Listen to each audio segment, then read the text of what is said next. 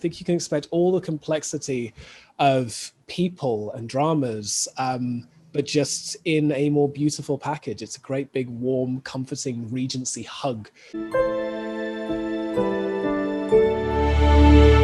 Thank you so much for your time. It's a pleasure to be talking to you. Thank you for taking the time to speak to me. Of course. And I want to know, like, when you read the script, of course, the books are already there, out there, but what was about the script that got your attention and want to be part of this project? I think the early conversations that I had about this project were all about what we could do with the period drama genre that hadn't been done before.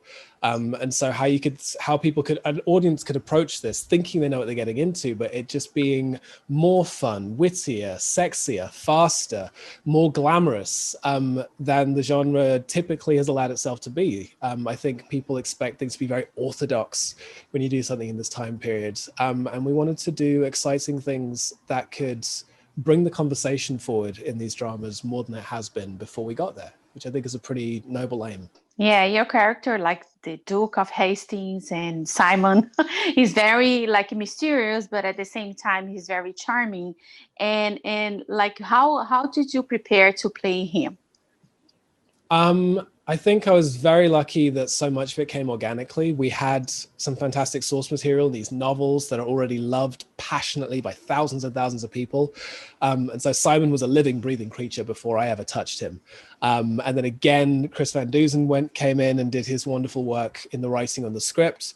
And so you start with the words, and then we had infinite lessons in body language and etiquette, in dances, and how you communicate with people from royalty right through to servants.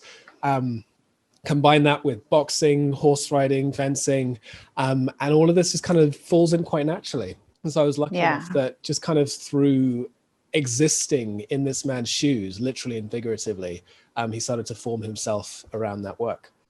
Yeah, I like the boxing that you like. The boxing was a lot of fun. Those were some of the most fun days I've ever had on set. Yeah, and all the costumes are very rich and very like beautiful. Like how did you feel like putting all those jackets, those outfits on you? I mean, it's an immense help. It's a privilege. It feels like cheating because the wardrobe does so much to transform how you carry yourself. And it's so glamorous that you kind of have to raise your game so you're not upstaged by your own clothes. They are so beautiful. So it was a great privilege to be able to work with props of that quality and then figure out how to work with them as the character. Like, what are these clothes saying about me? How are they expressing who the Duke is and how he's different to everyone else on screen? Simon's a bit of a rebel, so he's got different collar lines. He wears his stocks differently. He wears different shoes. He wears patterns that you won't see on other characters. And so even the little details were very passionately concocted by the wardrobe team, and I was in awe of the work they did. Yeah, and like we have season 1, we already signed up for season 2, but what we can expect of season 1 of Bridgerton?